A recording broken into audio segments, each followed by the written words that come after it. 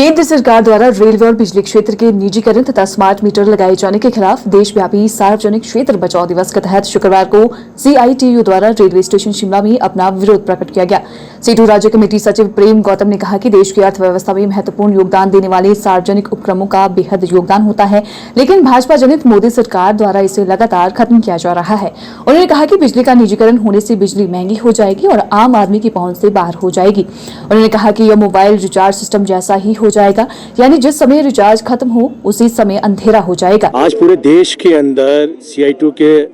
आह्वान पर ये जो केंद्र की जो मोदी सरकार है, इस सरकार की जो रेलवे और बिजली का जो निजीकरण बड़ी तेजी के साथ किया जा रहा है, उसके खिलाफ पूरे देश के अंदर बिजली और रेलवे के जो विभाग हैं उनके सामने प्रदर्शन किया जा रहा है। और इस प्रदर्शन के अंदर जो सबसे प्रमुख बात ये है, आप सभी को मालूम है, हमारा देश बड़े लंबे आंदोलन के चलते आज़ाद हुआ था। उस आज़ादी के बाद जो हिंदुस्तान के अंदर जो वेलफेयर स्टेट का कॉन्सेप्ट आया, उस वेलफेयर स्टेट के अंदर सरकार की ये जिम्मेदारी तय की गई कि जो भी बुनियादी जो सुविधाएं हैं वो सरकार को मुहैया कराना पड़ेगा, वो सरकार की जिम्मेदारी होगी। लेकिन आज इस देश के आज़ादी के 75 साल के बाद हमारे देश में जो नव उदारवाद की नीति इस देश के अंदर पिछले 32-33 सालों से तेजी के साथ लागू किया जा रहा है, इस नीति के चलते आज जो हमारे देश की नागरिकों की जो बुनियादी सुविधाएं हैं उनको छीनने की कोशिश पिछले सरकारों के द्वारा और इस सरकार के द्वारा भी किया जा रहा है। इसलिए आज हमने तय किया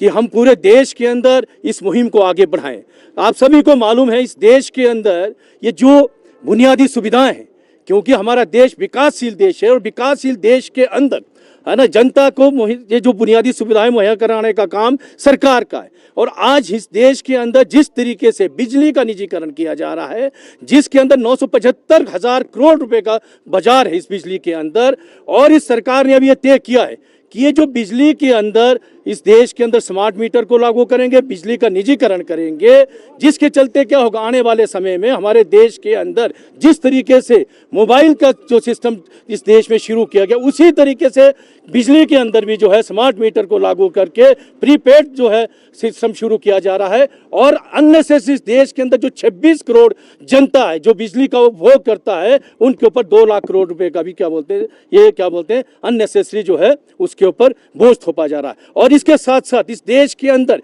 इस सरकार के द्वारा जो रेलवे स्टेशन है, 400 रेलवे स्टेशन, उसको जो है निजी हाथों में सौंपने की कोशिश इस देश की सरकार द्वारा किया जा रहा है। इसलिए सीआईटीयू ने तय किया है, ये जो निजीकरण की मुहिम है इसको रोकने के लिए हमें अपने आंदोलन